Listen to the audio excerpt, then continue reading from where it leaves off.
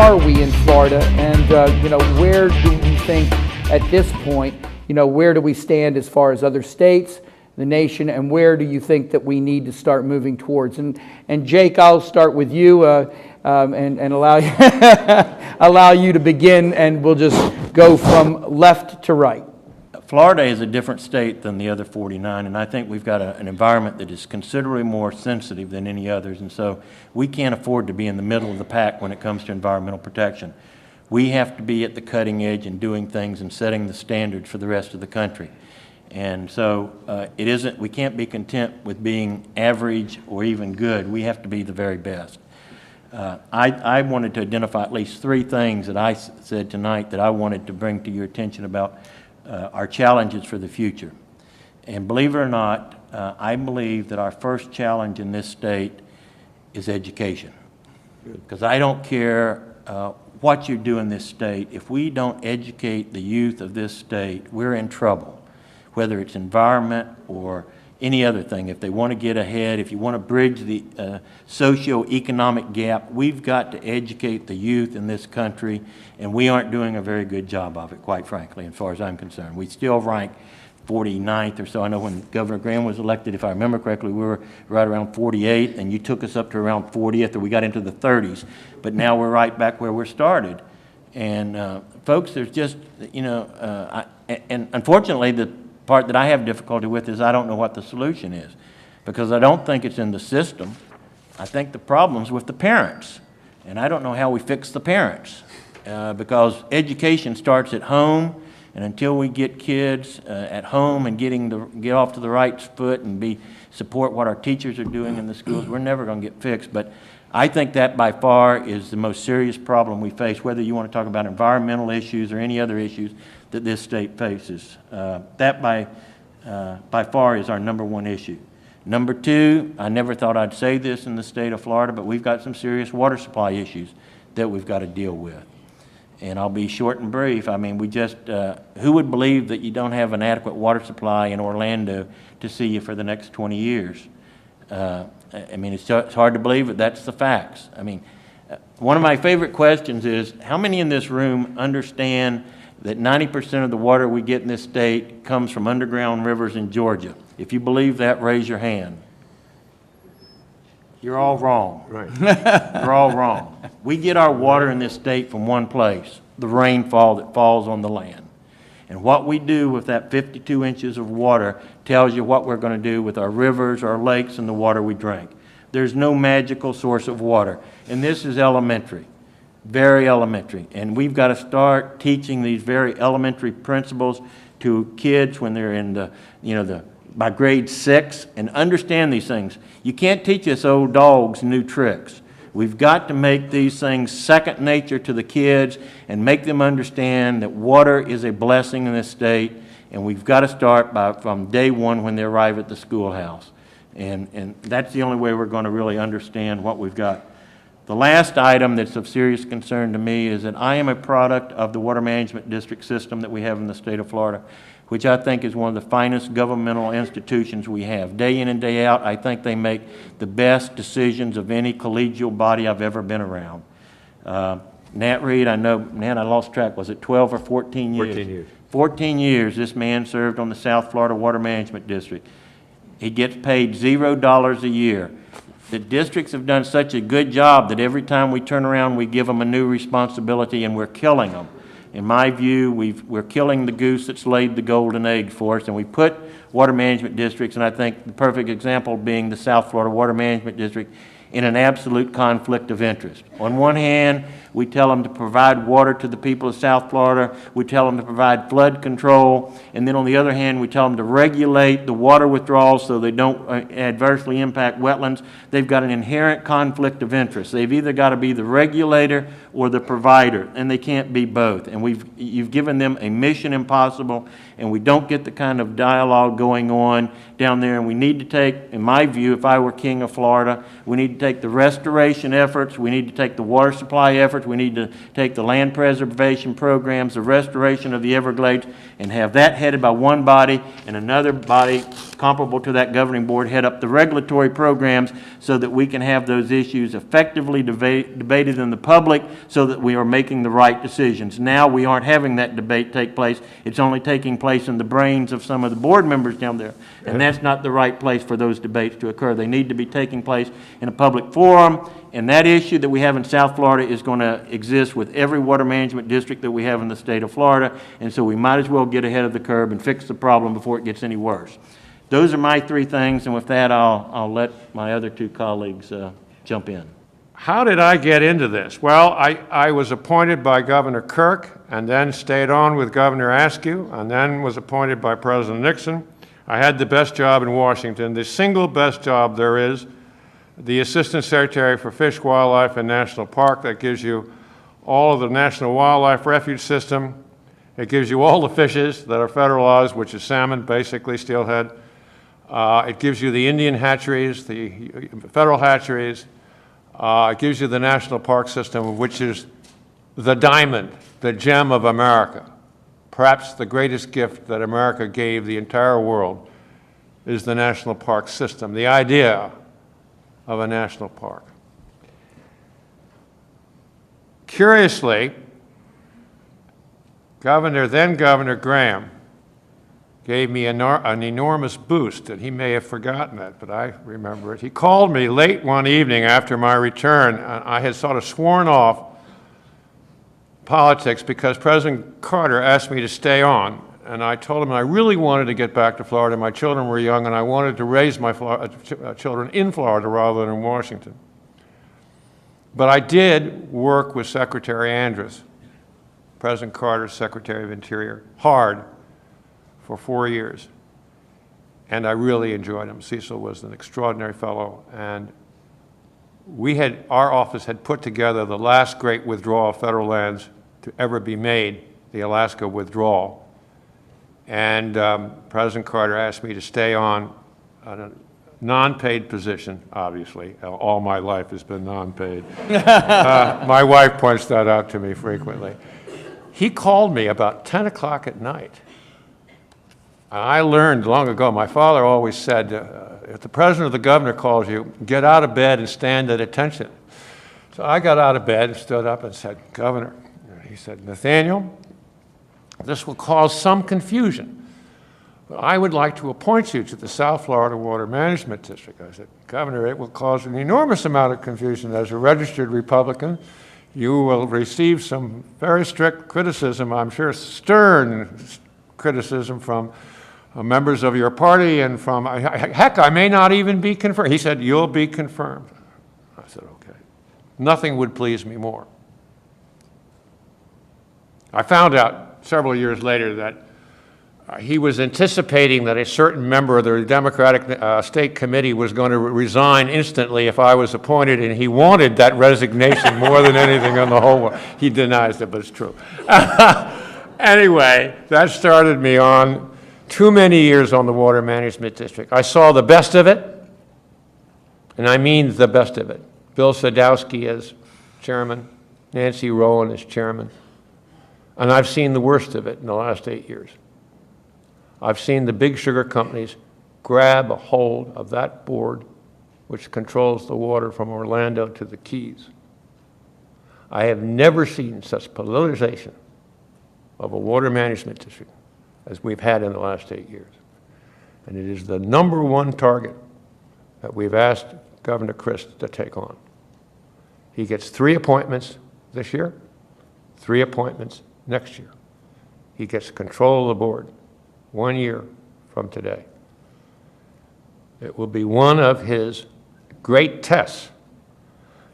In our day, serving on the Water Management District required so much time that an awful lot of people didn't want to serve or couldn't afford to serve. On top of that, he appointed me to the Regional Planning Council because he thought it would be good for my education, continuing education, simultaneously. And then later on, he fired the Keys Aqueduct Authority for being corrupt, which they were, and assigned me to that august body to bring fresh water to Key West, which was a great mistake. But that was a different story. And I was running a business at the same time. You wouldn't know it, but I was trying to. Anyway, I'm going to be quiet. I think Florida faces the water crisis that Jake Varn has alluded to. You mustn't count on that 52 inches of rain. All of you young people understand this. 52 inches is average. It's meaningless. Every year, January 1 starts a new year, and it can be as low as 40 inches, and it can be as high as 70 inches. And there's no way that you can read the kaleidoscope that's going to tell you what kind of a year you're in.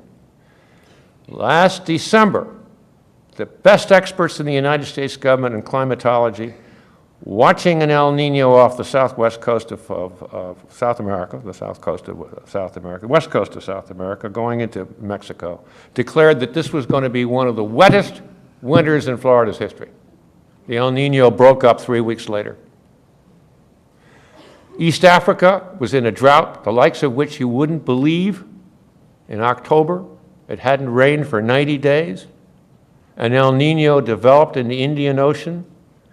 Kenya, Tanzania received record fall rainfall. Grass was 5 feet high. Don't count on weather and how many inches of rain you're going to get in Florida. If you do, you're making an unbelievable error. The lake now is just barely, Lake Okeechobee, is just barely above 10 feet. Sugar boys want every drop of it. Their greed exceeds anything. There's nothing comparable to it. They suck every drop of it out, like a vampire sucks out blood. Tell us how you really feel. I'm well scarred.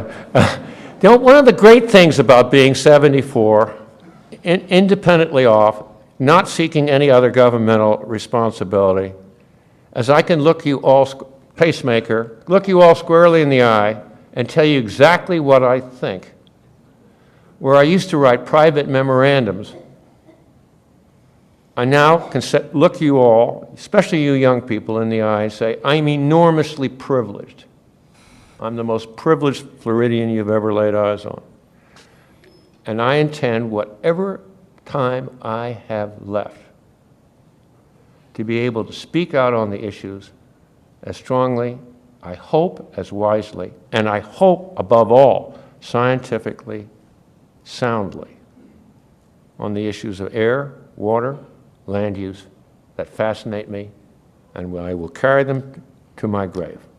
And I'm delighted, Lee, to have the opportunity to share with two great friends and two great Floridians this evening.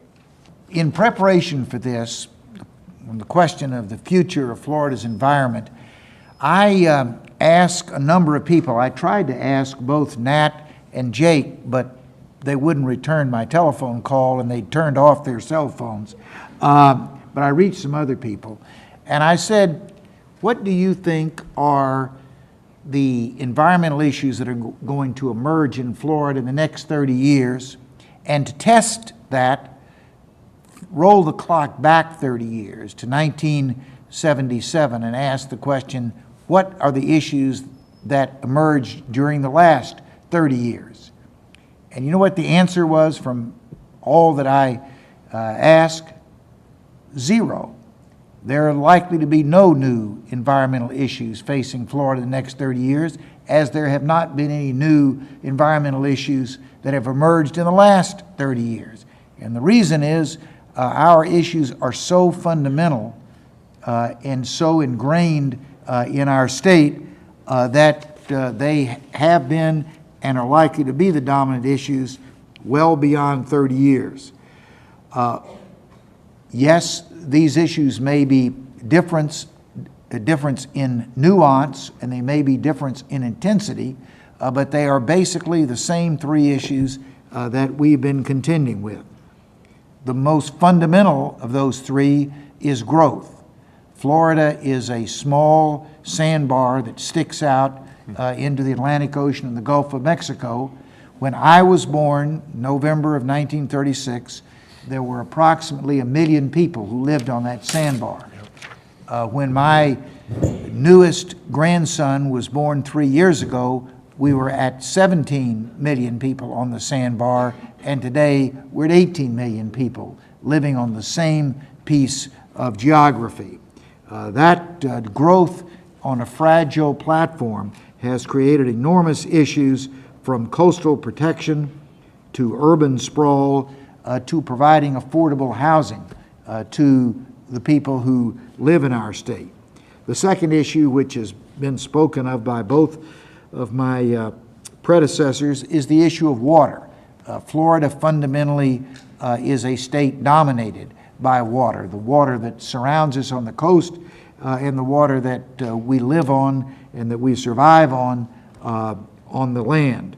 The issues of protection of our wetlands, which are the great sponge to purify our water, the quality and the quantity of water to meet our expanding economic and demographic needs are ongoing challenges.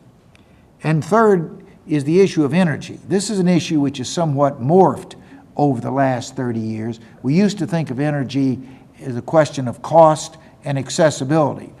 Not a lot of you, well, as I look at, a good number of you can probably remember what it was like back in the 1970s when the issue was, how long did I have to stand in line to get any gasoline, and what was I going to have to pay for it once I got there. Today, the issue of energy has shifted to its contribution to global warming. One of the things that has surprised me recently is there are two words that increasingly are appearing in the same sentence, two words that you don't think of in conjunction. And those two words are Florida and Bangladesh. And the sentence is an answer to this question: what parts of the world would be most affected if we had a 5 to 10 foot rise in the level of the oceans? Florida and Bangladesh. You know, we've been through this before. About 100,000 years ago, Florida was flooded, and about the only place that survived was the ridge area. In fact, the first national refuge, not for animals, but for plants, was established on the Florida Ridge, because there are plants that go back to that 100,000 year period that are unique in the world. If you want to get some sense of what global warming and the rise of sea levels might mean to Florida, go to Bok Tower near Lake Wales, stand on that, and think that this might be the only part of Florida above water. That will impress you as to the consequences of what we are dealing with. So those are the three issues that are, have been, and are likely to be, in my judgment, the dominant environmental policy questions. Now, if Lee will be kind enough to ask me a question, I have part two to my statement, and that is, what do we do about those three issues? And I have quite a thoughtful set of 4 answers, which I call my conservative principles for the salvation of Florida. All right, that's your. I will. You can await with as much anxiety as you are when the Gators line up against. Can you believe that we're playing a nut? The Buckeyes tonight in basketball. Briefly, on the Everglades, and let's just, I want to just lay it out here because we have people that work both in the state and federal. We in the legislature right now are struggling because, as we all know, that we have put hundreds of millions of dollars, at the latest count $2.7 billion, into the Everglades restoration, starting with the Everglades Restoration Act of 2000, which I was very proud to sponsor, and with our partners in the federal government. But from our own estimations and those of the Congress, they have, although being our partners, have put in only $500 million. Now, what do we do, not just to get the federal government to increase their participation, which we hope we're, working very strongly to do so, but what do we do and where are we as far as that most difficult, the number one public works project since the Panama Canal, the most important natural resource in North America? What do we do to, Florida has taken its position, Florida is working hard to solve its part of the problem, but what do we do to, what is the number one thing that we can do to make the Everglades work again? And I'm going to start with you, Senator. Well, I think the most important issue is to save the marriage. The marriage that has occurred between the state of Florida and the federal government is not unique, but quite unusual in the history of this country. A marriage that will take at least 30 years to reach its goal, enormously expensive, requiring great trust on both sides of the marriage. So my number one concern about the Everglades is that one of those two parties will become so discouraged at the other that they will walk out of the marriage and we will have the divorce in the Everglades, and that will be the end of the restoration effort, and that will have a cascading series of negative events. So both sides need to be sensitive to the other. The senators pointed out one of the sides that the federal government has not been adequately sensitive to, and that is that this is a shared relationship and that both sides of this partnership are to put up the money. It's like the Jimmy Buffett song where he complains about his live-in partner not putting up her half of the rent. Both partners in this have got to put up their part of the rent. But also, the state needs to be careful that we don't send some signals out to the federal government that we are prioritizing other interests ahead of the restoration of the Everglades. And I will give two things, one that has happened and one that unfortunately hasn't happened, that I think are in that category. The one that happened and that caused probably the biggest shock to the marriage in its now 7-year history was the change in pollution standards in the Everglades.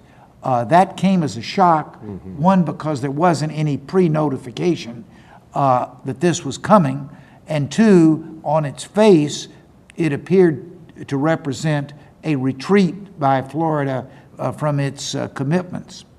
The second is what hasn't happened, and I would recommend to you the current issue of the newsletter of 1,000 Friends of Florida.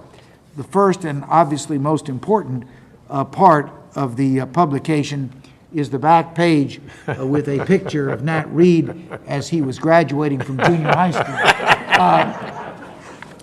But on the inside, there are two pictures. I'm sorry that it's much too small for even the best eyes to see from a distance. But this is what Florida looks like today, with red being development, green being permanent conservation areas such as state and national parks, and yellow being everything else, which primarily is agricultural and undeveloped. And then this is what the state looks like today. This is what the state is going to look like in the year 2060. Now, there's a lot to be concerned about as you look at this 2060 map, but the thing I am personally most concerned about is a little string of red that runs across the southern boundary of Lake Okeechobee. My concern is that property now is in agriculture, primarily in sugarcane. That is not going to last forever. In fact, it probably won't last another 30 years. And when that land is no longer suitable for agriculture, there is going to be a tremendous pressure for it to do exactly as this picture prophesies and become a string of subdivisions, shopping centers, and other forms of urban development. Could there be anything more ludicrous than to spend $8+ billion to restore the Everglades and then end up with a major swath of urbanization right across the middle of the Everglades? If this map gets seen by members of Congress in Washington, there's going to be a great deal of angst about the federal investment, because frankly, we're all Floridians, and we all have an understanding and an interest in a personal way in this, as well as our trusteeship for this international ecological treasure. But if you're a congressman in Ohio, you could look at this money that the federal government's putting in and say, why, we could be expanding the national refuge in my congressional district for just a fraction of the money that we're spending down there on the Everglades. We've got to really prove as a state and as a people of Florida our commitment to this. I think that one of the priorities after Governor Crist completes his 3 appointments to the South Florida Water Management District is then to direct the South Florida Water Management District to begin to develop a plan of how we're going to avoid this happening and a financing program to pay for it, and it is going to be a very expensive undertaking. But if this Everglades restoration is to mean anything, we've got to keep that red line from becoming reality. The system is deficient in storage. We have drained from Orlando to the lake.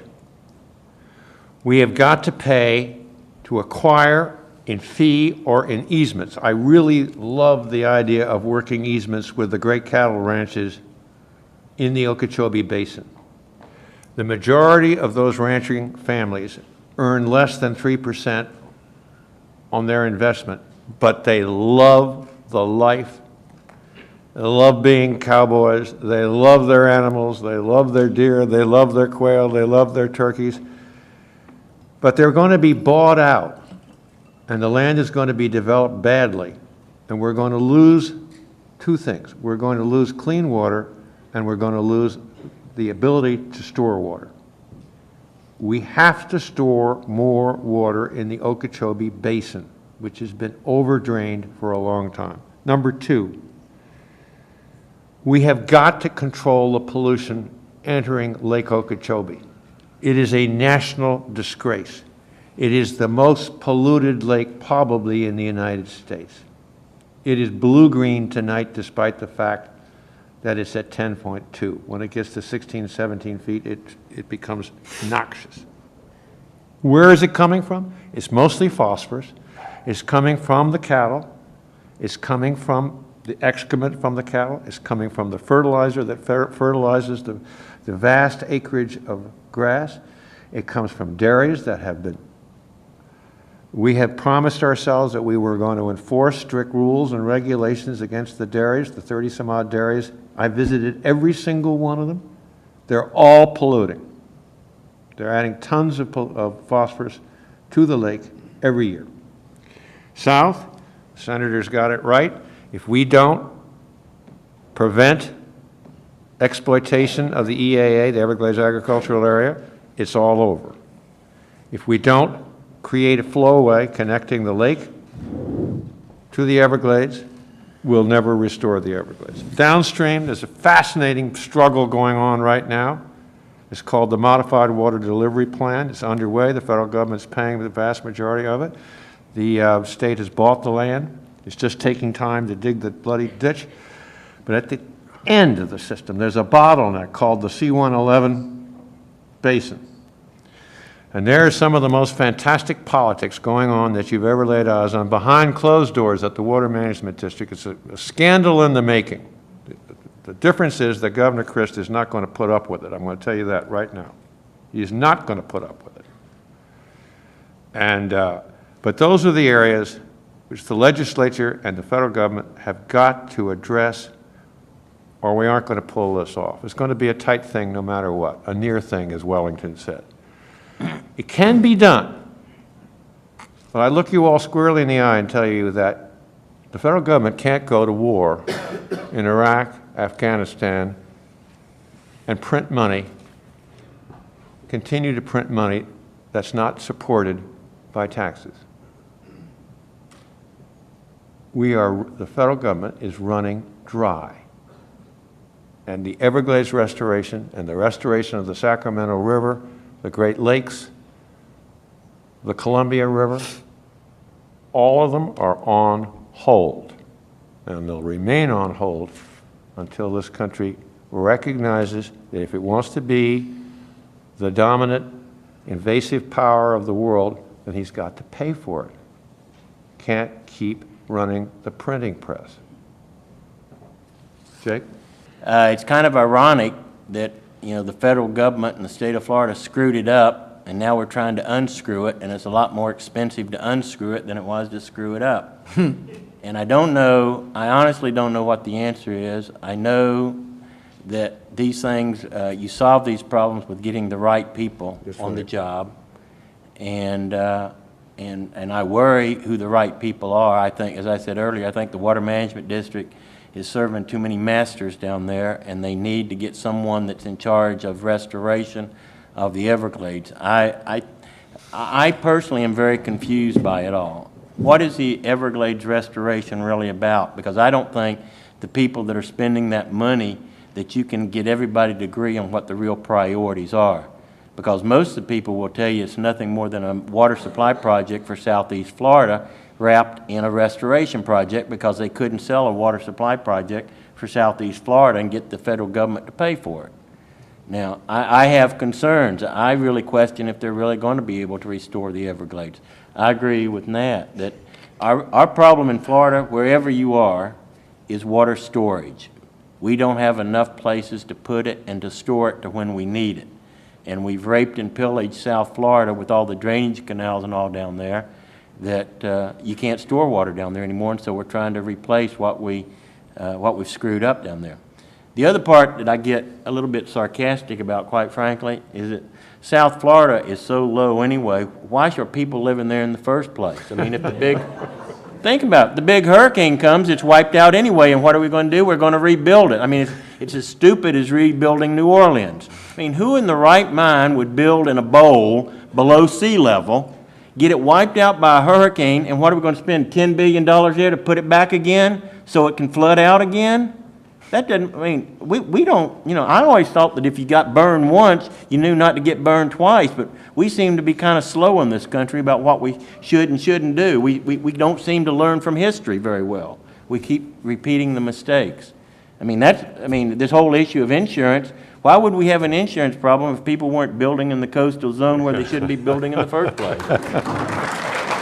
And the rest of us have to pay for them, to subsidize them, you know? And the storm comes along and we let them rebuild again so we can insure them again. And right now the state of Florida's got a $20 million trust fund to protect them. Can you imagine what would happen if a big hurricane came along this year and the state of Florida had to take $20 billion out of a $70 billion budget, what it would do to the economy of the state of Florida? We've got some misguided missiles, folks. And it's you and I that are paying for it. $20 billion the state has now put into this trust fund to subsidize insurance, primarily in the coastal zone of the state of Florida, because the for-profit guys figured out they can't make money there. So the state of Florida is now the largest insurer in the state there is in the state, and we're just hoping for the big hurricane to come along so we can all go bust. What's that going to do to our school system? I mean, I don't understand it. I really don't. We've got problems in this state, and I don't see many solutions being offered, unfortunately.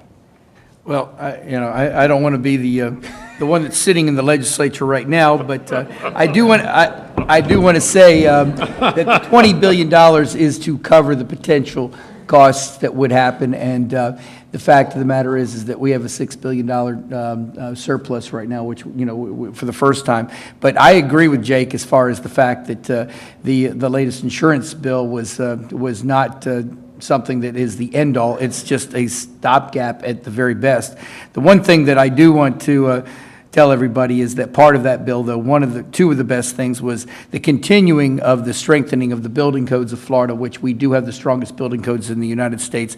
And number two, the fact that we also put specific requirements on anything built within 2,500 or about a half a mile of the coast, which, you know, I think was the first time Florida ever was put on that. I do want to say Yeah, but that means if the houses that are built there today that aren't built to code get blown away, they'll be reinforced next time they build them. That ought to be very comforting to all of us when we see them get blown away the first time, right? Yes, I agree with you. Thank you. I do want to say that the one thing that people should know, the second bill that was passed in the Senate this year, which I think everybody knows, is an additional, and Florida has already committed, $200 million a year directly to the Everglades, was an additional $100 million for what we are calling now North Everglades, which is the Kissimmee River Basin, which is in our backyard, which is doing exactly what Mr. Reed indicated that we needed to do, which was to let the Kissimmee River flow down, clean up the Kissimmee River and its basin, and allow the water that's going into the Okeechobee to be much cleaner. Lee, And can I interrupt you for a minute Sure. just to give, I like gee-whizzy stuff. Nat made reference to the dairy farms. One dairy cow puts out 32 times as much excretory matter as a human being. There are over 100,000 dairy cattle in the Okeechobee area. Do the math. That's the equivalent of 3.2 million people dumping raw sewage into Lake Okeechobee. Now, you don't have to be a scientist to figure out if there's 3 million people dumping raw sewage in the lake, there's a problem. And it's that simple. And we haven't done anything about it for the most part, except for those that we paid to relocate up to Swanee River. I'm sorry, to pollute it. I was the author of that one. I thought it was a brilliant idea until it got them out of Okeechobee at a fraction of their cost, but unfortunately, we sent that the cheapest land available was up on the Swanee River, so the dairies all moved up there. Right. And of course, the DEP didn't enforce any rules, and the Water Management District didn't do much better, and so all the groundwater for miles around the dairies is now polluted. Thanks. For those It of us was that a live in brilliant North idea, Florida. it just didn't happen to pan out. I don't know whether that's the right word, but anyway. Let's Lee, keep those ideas in South I want you to Florida. know that the senator came to the Everglades Coalition meeting again this year, and he went to every session. And I can't tell you, and some of those sessions are tough going. They're full of scientists, and it is brilliant. It is fast-moving. Some of it can be rather slow, but it's all mind stimulating. And he went to all of the sessions. And he is an educated Everglades man, and the $100 million is an enormous bonus.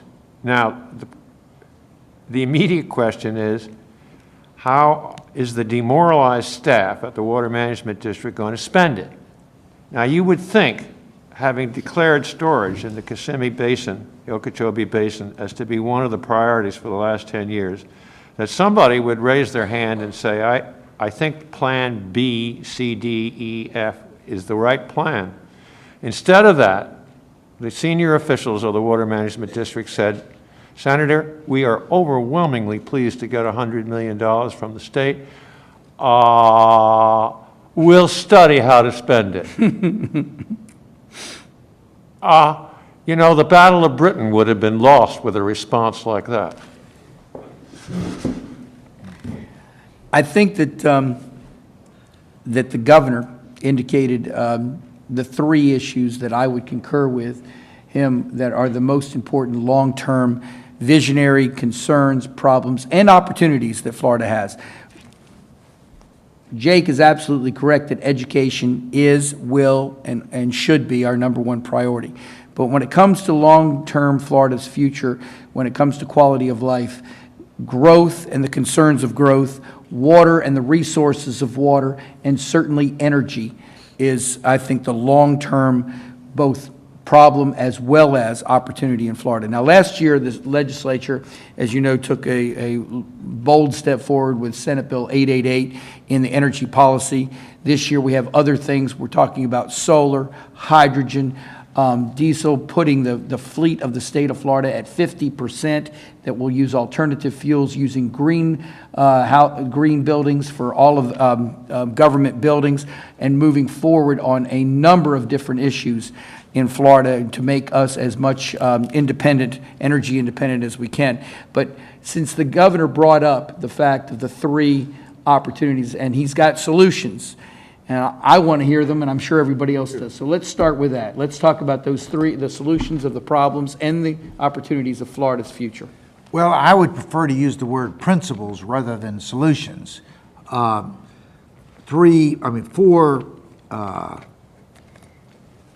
guiding objectives that would underscore specific policies. First is the Theodore Roosevelt belief that every generation should leave the earth a better place than that which they inherited. Are we going to meet that challenge? Let me give you 2 numbers, 570 and 35. Those numbers represent the projected population of the United States of America in the year 2100, just 93 years from now. 570 million people. 35 is the 35 million people of that 570 who will live in the state of Florida. We are going to build a second America and a second Florida in the next 93 years. What are we doing today to meet the Theodore Roosevelt standard that we're going to leave this as a better place to that second Florida and second America than the one we inherited? Second is that every generation pays its own way. That was a fiscal standard that we met as a nation for the first couple of 100 years of our existence. We went through the Civil War, the First World War, the Second World War, depressions, and all types of challenges, and basically had no significant national debt. Today, we have a national debt of in the range of $7 to $8 trillion. Enormous anchor that we are handing off to our children and grandchildren. And here in Florida, we've had some history of this. One of the reasons that we got into the problems of the Everglades that we're now paying $8 billion to try to solve is right after the Civil War, there was a desperate desire to open up Florida to development. And one of the strategies was to encourage railroads to build throughout the state. And to do that, the state issued the bonds to pay the cost of the railroads. Does that sound a little bit like the insurance plan you were describing, Jake? And what happened is that the railroads went bust, and the state had the obligation to pay what was at that time considered to be an enormous debt. And what did they do to meet that debt? They sold tens, hundreds of thousands of acres of what is now the Everglades to a fellow named Hamilton Diston, an industrialist from Philadelphia, and he came down here with the first drag lines and started the process of trying to convert the Everglades into central Pennsylvania. Today, we are seeing the same kinds of shifting of cost from ourselves to future generations. Lee, I don't know what your position is on this, but I saw that the House had passed a bill that is going to sell most of Florida's toll roads, not the turnpike, but most other things, and sell the corridors where future roads are going to go for private development and operation. And the reason was we need a lot more money in our transportation budget. We don't have it. The way to get it is to sell our current assets. That sounds a lot like selling the Everglades to Hamilton Diston to me. The third is when you make a commitment, you keep a commitment. And we've talked about this in the context of the Everglades. The federal government has not kept its commitment. I think we have been shaky a few times in keeping our own commitment. And the fourth point is the one that Lou and I have been working on with many of you, and that is we've got to have a new generation of Floridians and Americans who meet the standards of George Washington and Thomas Jefferson when they said that the purpose of public education was to prepare our citizens to understand their rights and responsibilities and to be competent in the discharge of those rights and responsibility to the nation and to their neighbors. That was the driving force behind public education in America. Today, we have graduated a couple of generations of students who've had very little exposure to basic concepts of what it means to be a citizen, a participating citizen in a democracy. And friends, if we're going to deal with any of these tough problems, we're going to have an informed, committed, skilled group of Floridians who are able to demand and then play their appropriate role in seeing that those demands are realized. So those are my 4 conservative principles to guide the next period of the environment in Florida. And I want you to know that among the most satisfying things that you can do in life is public service. Lee started at the grassroots, and that's a great place to start. I was educated in the Kirk Askew administrations before going to Washington.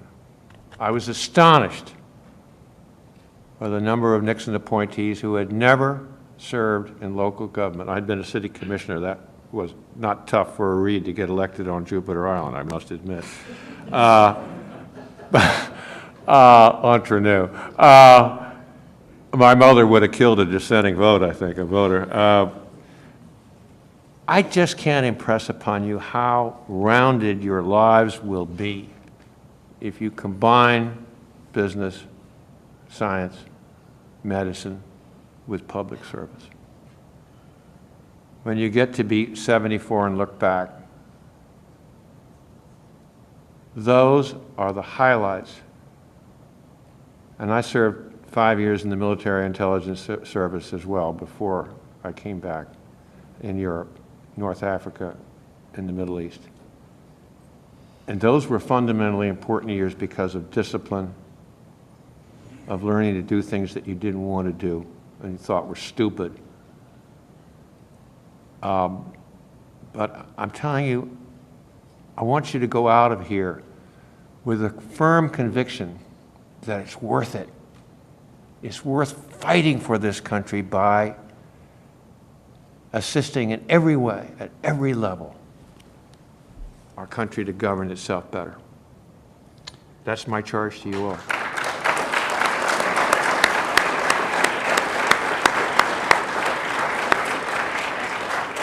I want to offer a couple comments to young people, and my definition that anybody that's my age or younger is young.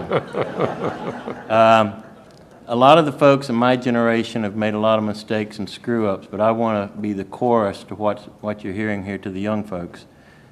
This is a great country. This is a great state.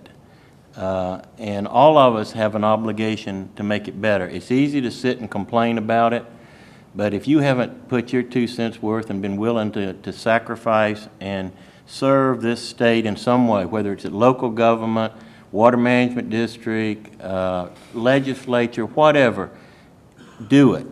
You've got a wonderful person in this area who's one of my all-time favorites. If you ever need to learn about how to do things in the Central Florida area and avail yourself and to the public, Bill Frederick, the former mayor here in Orlando, is the finest there is. I wish we could have made better use of him at the state level, but some of our electorate here sometimes don't get their heads screwed on straight. Yep. But there's so much, and there's so many things you can do, and I know I sound like a grandfather in this regard, or a father, But believe it or not, if you want to enjoy life, the most important thing to do is enjoy what you do. Money will not buy you happiness. Money will come its way and come to you. But the most important thing in the job you do is that you better enjoy it, because you're going to probably spend more time working than you are with your family. And so if you aren't enjoying your work, you're going to be one unhappy person. And the people around you are going to be unhappy. So the first thing you better do is find something that you enjoy doing and then do it well. And we can pass, Senator, with all due respect, we can pass all the laws we want to in this state, but they aren't worth a plug nickel if we don't have the right people out there implementing those laws, because that's what life is really all about, is doing something as opposed to putting words on a piece of paper. You got to go out there and do it. And that's what the problem is. We keep talking. It's a nice game to talk, but show me somebody that's really doing it. You know, I've been very fortunate in my life. As I said, I could never repay Governor Graham for the opportunities he afforded me. I tell you, it was dangerous. As I said, he didn't know me from the Adams house cat. And I was a little redneck from Brooksville, Florida, born and came out of the public school system of this state. And, you know, I was smart enough to surround myself with some fairly smart people, because I knew I wasn't very smart. But the things we had to go through, I remember literally, and probably y'all don't realize this, there was a time when this state, when half the state of Florida was going to do without electricity. Why? Because we couldn't get low sulfur fuel oil. Because the power plants had decided they would rather burn a low sulfur fuel oil, Bill, you remember this from the ERC days, rather than put the pollution control equipment on the plants and remove the sulfur from those emissions at the power plant. So they all decided to get low sulfur fuel oil, and then all of a sudden they couldn't get low sulfur fuel oil, so half the state was on the verge of doing without electricity. Jacksonville at the time only imported 10% of their electricity. They didn't have the grid. They were 7 days away from all the lights going out in Jacksonville. But yet, the good governor said, let's do this. And I remember the day he says, go call the White House. And I said, the White House? Can somebody give me a phone number to do it? And we did. We solved the problem. He ran into the Keys, ran out of water, and they were tanking.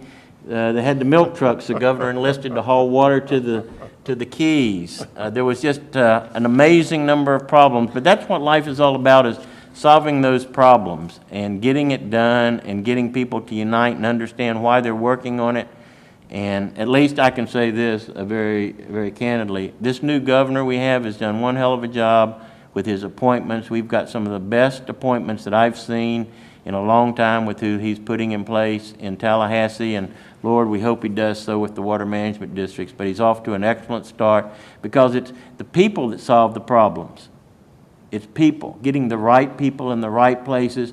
You can use the bureaucratic excuse, we're going to reorganize, and that gives you 2 years to screw around and do nothing. Yep. Or you can go ahead and solve the problem and get the right people. People can overcome organizational charts. The best organizational chart is not going to make an incompetent person competent. And unfortunately, that's the mindset we have in government. But I'm sorry to be so shy about my point of view on these issues. I come from Europe. I'm used to being able to move without a car. It is almost impossible in Florida. Is anyone doing anything about it? No. And if not, why not? Yeah. We love the automobile too much. In an earlier life, the governor made a big mistake when he moved me over to be the Secretary of the Department of Transportation. We don't have public transportation in the state, in large part because we've made the automobile too accessible for everybody and made it too easy, and we keep building additional lanes on the highway so we can accommodate more and more cars. Public transportation in the state of Florida sucks. I mean, that's a legal term, though, okay?